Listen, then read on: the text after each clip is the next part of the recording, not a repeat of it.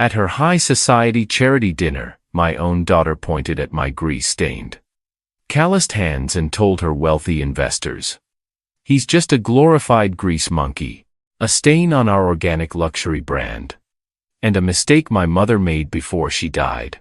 The moment he hands over the farm deed, I'm dumping him in the cheapest state asylum I can find." So, I walked out into the rain without a single argument. I didn't yell. I didn't cry. Instead, I activated a hidden confession of judgment they forgot they signed, legally seized every piece of their corporate inventory, frozen their bank accounts, and sold the historic family estate they lived on to a heavy industrial gravel quarry corporation for cold cash. Before blocking their luxury numbers forever, I left one yellow industrial eviction notice taped to their locked glass doors. It absolutely demolished their fake paradise from the inside out. Hey everyone, welcome to Behind Dad.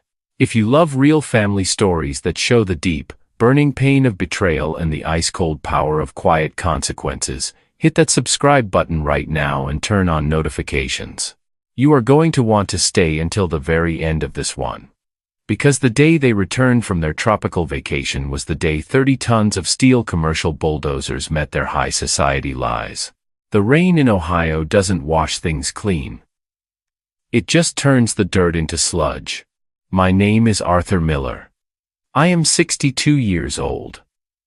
For 40 of those years, I repaired Caterpillar diesel engines and managed structural steel crews. My knuckles are permanently scarred, and no amount of industrial soap can get the black grease out from under my fingernails. I used to think those hands were something to be proud of. They built 3 commercial plazas, paid off a mortgage, and buried my late wife, Martha, with dignity. They also funded my daughter's dream. Evelyn is 31. She married a man named Richard Vance, a guy whose family used to have money 3 generations ago, but now only possessed a prestigious surname and a mountain of hidden country club debts. Together, they ran Vance and Miller Organics, a boutique luxury lifestyle brand. They curated high-end lavender oils, artisanal soaps, and hosted weekend retreats for wealthy influencers from Chicago and New York. The stage for their empire was the Miller family homestead, a 60-acre historic farm with a restored 19th-century colonial house. It belonged to me.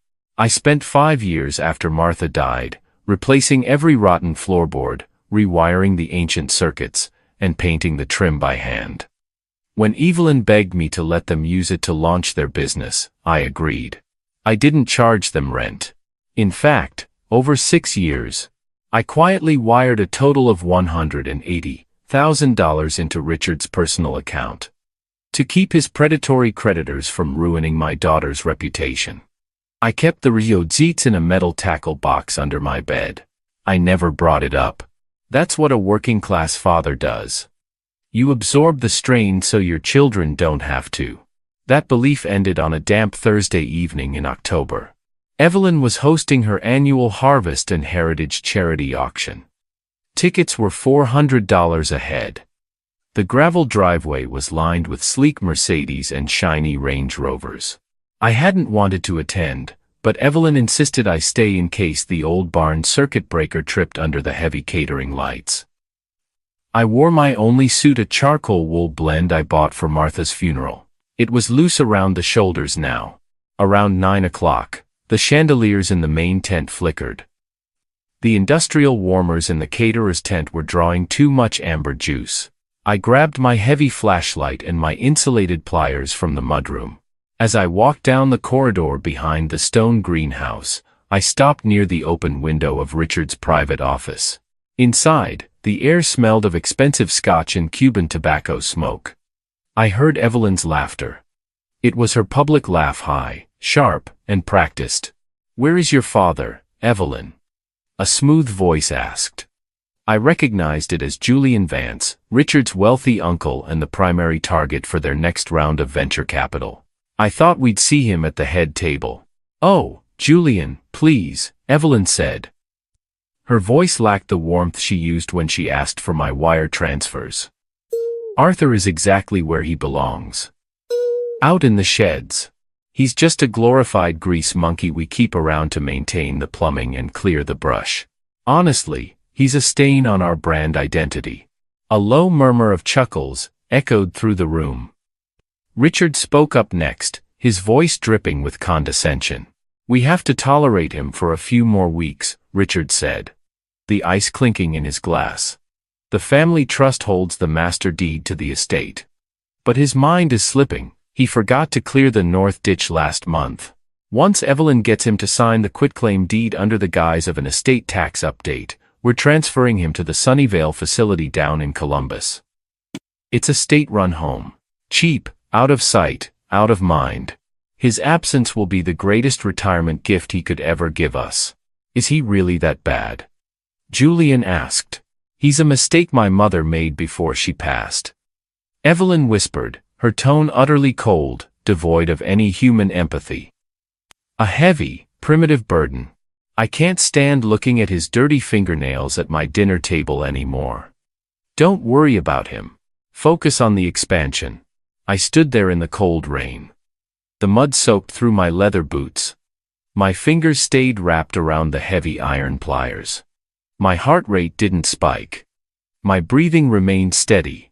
40 years on construction sites teach you how to handle a sudden structural failure.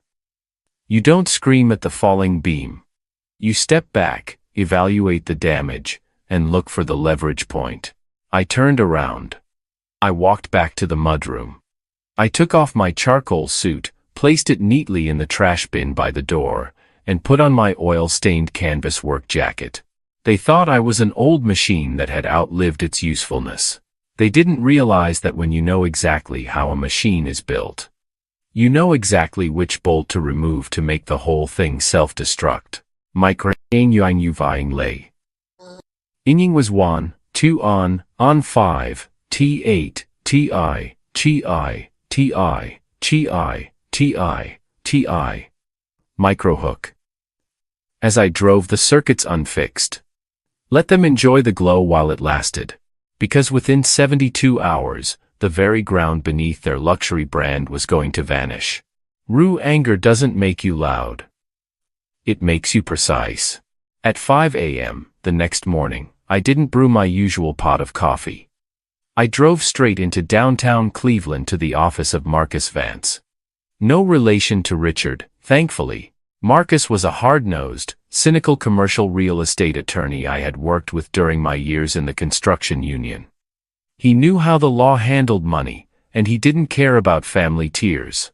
I dumped the black metal tackle box onto his mahogany desk. Inside were 6 years of documented proof. Every single wire transfer confirmation from my account to Richard's. Every invoice for materials I paid out of pocket to build their precious artisanal soap laboratory. And most importantly, a document Richard had signed 2 years ago when he begged me for $85,000 to settle a quiet lawsuit with a former supplier. It was a confession of judgment. At the time, Richard had signed it carelessly in the back of my truck, barely reading the fine print, just eager to grab the cashier's check. That piece of paper meant that in the event of default or at my immediate discretion, I could bypass a lengthy court trial and enter an instant legal judgment against his personal assets, his corporate shares, and any inventory owned by Vance and Miller Organics. Marcus put on his reading glasses. He flipped through the pages, his thumb flicking the corner of the papers with a dry snap. "You've been carrying these leeches for a long time." "Art," Marcus said, looking up over his frames. "You want to give them a formal warning?" "No," I said. My voice was flat, like iron hitting concrete. "No warnings." "What's the status of the farm lease?" Marcus pulled up the county property registry on his screen. "The occupancy agreement you granted their LLC expired exactly 6 months ago. They never renewed it because they assumed you'd never enforce it. Legally, they are holdover tenants. Squatters with expensive marketing." "Good," I said. "What about the master deed?" "The deed is held by the Martha Miller Living Trust." Marcus confirmed, checking the digital file. You are the sole surviving trustee with absolute power of sale. You don't need Evelyn's signature. You don't need anyone's permission. Can I close a cash sale within 48 hours? Marcus paused. He leaned back in his leather chair, studying my face. He knew my history. He knew how much I had loved my wife, and how much I had tolerated for the sake of her memory. If the price is right, yes, Marcus replied slowly. I have a client. Blackwood Industrial Aggregates. They've been buying up land along the southern ridge for 3 years. They want the limestone deposits underneath your upper pastures. They'll buy the property as is. Waived inspections, wire transfer within 48 hours. But Art. They don't buy land to preserve it. They're a gravel quarry. They will strip the topsoil, bulldoze the timber, and blast the rock. The old house will be leveled. Tell them the price is $500,000, I said. And tell them they must bring the heavy equipment in by Tuesday afternoon. Marcus smiled. It wasn't a kind smile. And what about Richard's corporate assets? Execute the confession of judgment, I told him. Seize the business accounts.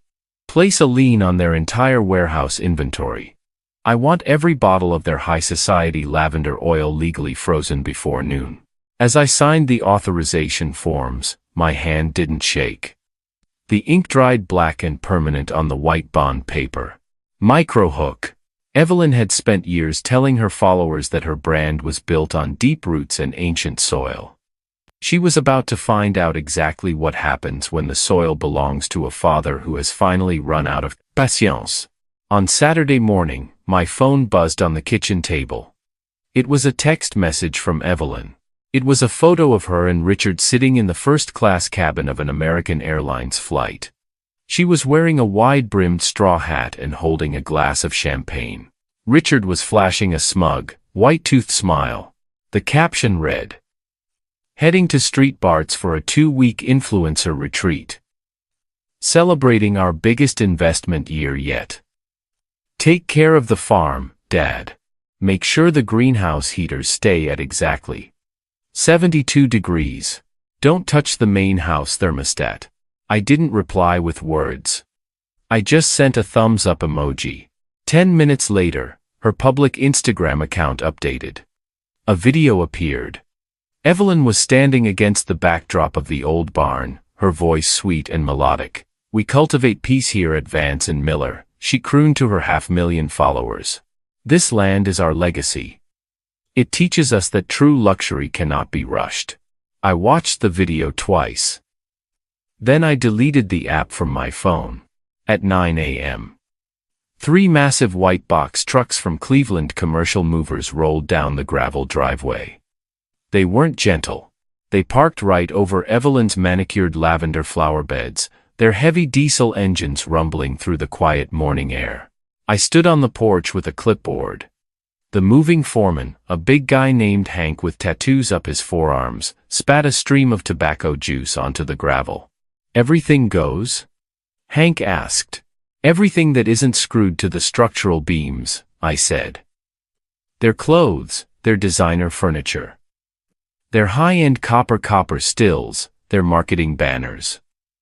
Pack it all up. Take it to the U-Store. It facility down on Route 4. 30 days are prepaid.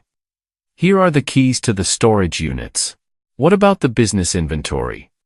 Hank asked, pointing toward the heavy wooden doors of the renovated barn laboratory. "Leave it," I said. "The county sheriff is on his way to lock those doors." For 8 hours, the farm was a war zone of scraping wood, heavy boots, and the sound of packing tape being ripped from the roll. They took the imported French sofas, the Italian light fixtures, the ridiculous gold-plated soap molds, and the racks of silk dresses Evelyn used for her photo shoots. While they were soaking up the Caribbean sun and posting stories about the effortless flow of abundance, their entire material life was being stacked into 5x10 corrugated steel units next to a highway. Truck stop. At 3 p.m. Deputy Sheriff Thomas. A man I've known since he was a boy playing Little League pulled up in his cruiser. He looked uncomfortable. He held a stack of legal notices stamped by the county court.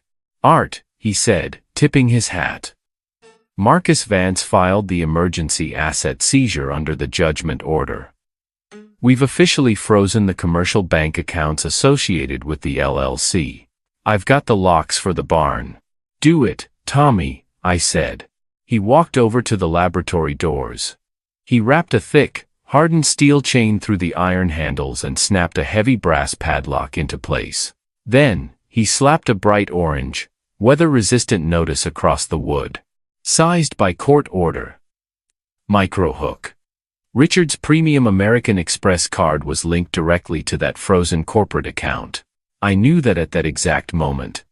They were probably checking into their 5-star resort in Street Barts.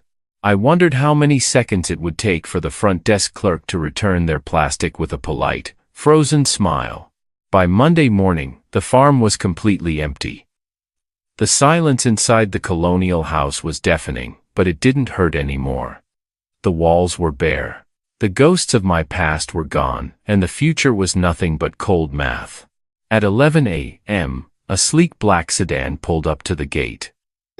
Marcus Vance stepped out, followed by a man in a tailored gray suit and steel-toed boots. His name was Vance. Vance. No, his name was Robert Vance, Director of Operations for Blackwood Industrial Aggregates. We didn't sit down at a table. There were no tables left. We stood on the bare hardwood of the front porch. "The wire transfer cleared your account 20 minutes ago, Mr. Miller," Robert Vance said, handing me a leather folder containing the executed deed transfer. $500,000. The property now belongs to Blackwood. Our permits are fully approved by the county. The limestone vein runs directly under this hill. "I know," I said. "When do your crews arrive?" "The lead bulldozers are already at the lower crossroads," Robert said, looking around the pristine valley. "We begin clearing the timber at dawn tomorrow. The demolition crew will take the house down by noon on Wednesday." I must ask, "Are you sure you don't want to salvage the antique stained glass from the entryway?" "No," I replied, my voice clipping the air. "Let it go with the rest." My phone began to vibrate violently inside my pocket. The screen showed an international number from Street Barts. It was Richard. Then it stopped, and immediately started ringing again. This time, it was Evelyn.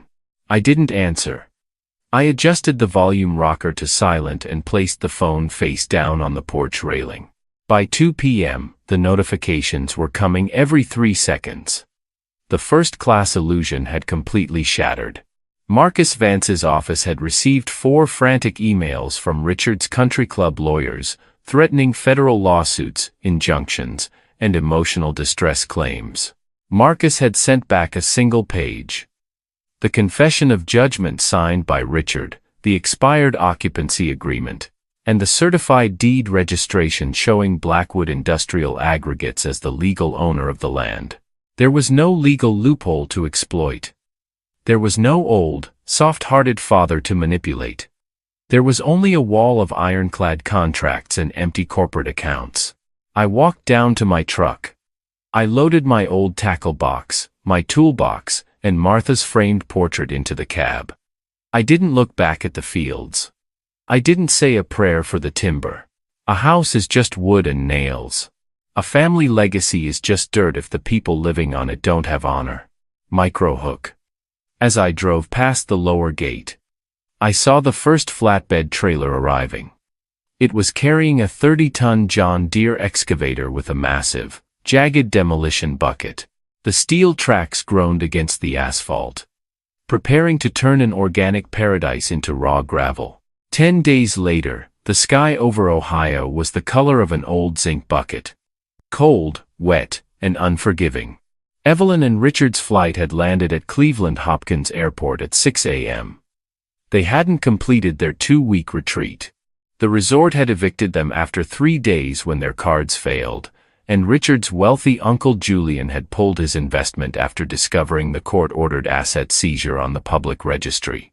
They had taken a 3-hour Uber ride out to the country, paying with a high-interest emergency credit card Richard had begged from his mother. I was waiting for them.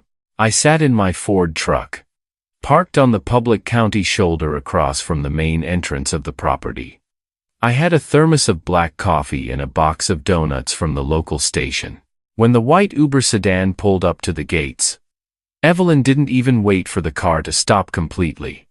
She threw the door open and stepped right out into the wet clay. She was wearing her designer linen travel suit and her expensive Italian leather shoes. She froze. The white wooden fences with the Vance and Miller logo were gone. The stone pillars had been smashed by a heavy loader to widen the access lane. The 60-acre rolling green hills of organic lavender had been completely stripped of their topsoil. The land was a raw, gaping wound of gray limestone, yellow clay, and deep trenches. Two massive industrial crushers were already at work in the center of the valley, their giant steel jaws grinding large rocks into gravel with a deafening, bone-shaking roar. Crunch! Crunch! Crunch! The historic 19th-century colonial house was gone. In its place stood a pile of splintered pine, crushed brick, and a yellow cat bulldozer idling on top of the debris field. Richard stepped out of the car next, his face completely bloodless, his expensive silk shirt stained with sweat. He looked like a man who had jumped out of an airplane only to realize his parachute was just a backpack full of old newspapers. Evelyn saw my truck. She sprinted across the muddy road, her expensive shoes slipping in the ditch. She slammed her hands against my driver's side window. Her face was contorted, tears mixing with the cold rain. I rolled the window down exactly 3 inches. The smell of diesel exhaust and crushed stone filled the cab. "What did you do?" She screamed, her voice cracking over the noise of the rock crushers. "Where is the house? Where is our business? Dad, you instigated this. You destroyed my entire life." Richard ran up behind her, his voice trembling with a mixture of terror and fury. "The sheriff seized our warehouse. Our entire winter stock is gone. The bank froze our personal savings accounts because of your fraudulent judgment lien. You can't do this. We will sue you for every penny you have." I took a slow sip of my coffee. I looked at Richard. Then I looked at my daughter. I didn't see the little girl I had raised. I just saw the person who had called me a primitive burden while enjoying the fruits of my sweat. "The judgment isn't fraudulent." "Richard," I said, my voice quiet, completely steady under the roar of the machinery. "You signed the confession. You spent the money. The law says the inventory belongs to me now to liquidate your debt. I sold the bulk lot to a discount outlet in Toledo for 20 cents on the dollar. The money has already been donated to the Construction Workers Disability Fund." Evelyn gripped the window frame, her knuckles turning white. "Dad, please. This is our home. This is your legacy. Mom's spirit was in that house. Your mother's spirit died when you turned into a liar, Evelyn," I said. "You told your friends I was just a glorified grease monkey. You told them I was a stain on your brand. You planned to sign me into a state asylum, so you could take my deed." She stopped. Her mouth stayed open, her breath coming in ragged, shallow gasps. She looked at Richard, then back at me. She realized right then that the window had been open that Thursday night. She realized the grease monkey had heard every single word. "Dad," she whispered, her voice suddenly dropping into a pathetic, desperate whine. "We didn't mean it like that. It was just business talk for the investors. We love you. We need you." "No," I said, putting the truck into gear. "You needed my money. You needed my silence. But a machine doesn't work without oil, Evelyn. And I'm completely out of grease." Micro hook. Richard stepped forward, trying to grab the door handle, but I rolled the window up completely. The glass clicked into the rubber seal, shutting out their screams. As I looked in my rearview mirror, they were standing in the mud, surrounded by the ruins of their fake paradise, while the 30-ton bulldozers kept grinding the rock into dust. The highway heading west out of Ohio is straight and flat. I bought a small, 2-bedroom cabin near the lake in northern Michigan. It has a solid foundation, a metal roof that doesn't leak, and a small garage with enough tools to rebuild an engine if I ever feel like getting my hands dirty again. There are no luxury brands up there. No charity auctions. No people who measure a man's worth by the cleanliness of his fingernails. Evelyn and Richard didn't sue me. Their lawyers told them the truth. They had no money left to pay for a legal retainer, and every document Marcus Vance executed was completely legal, binding, and final. According to the latest local news report Marcus sent me, Vance and Miller Organics declared total bankruptcy last week. The IRS is currently auditing Richard for unpaid corporate taxes from 3 years ago. They are living in a cramped, 1-bedroom apartment above a laundromat in Columbus. Richard is working as an entry-level clerk at a car rental desk, and Evelyn has deleted all her social media accounts. Her 500,000 followers vanished the moment the luxury backdrop turned into a gravel pit. Sometimes people ask me if I feel guilty for destroying my own daughter's dream. I tell them this. I didn't destroy anything. I just stopped holding up the walls for people who were plotting to bury me underneath them. Being a father means protecting your family. But blind loyalty to people who view your sacrifice as a burden isn't love. It's self-destruction. A child can love you imperfectly, but they do not get to drain your life savings, mock your labor, and still demand access to the sanctuary you built. My hands are still stained with grease. But when I look at them now, sitting on the steering wheel of my truck as the sun sets over the lake, I don't feel any shame. They are the hands of a man who knows exactly how to build things up and exactly when to let them fall. The day I stopped being their burden was the day I finally became my own man.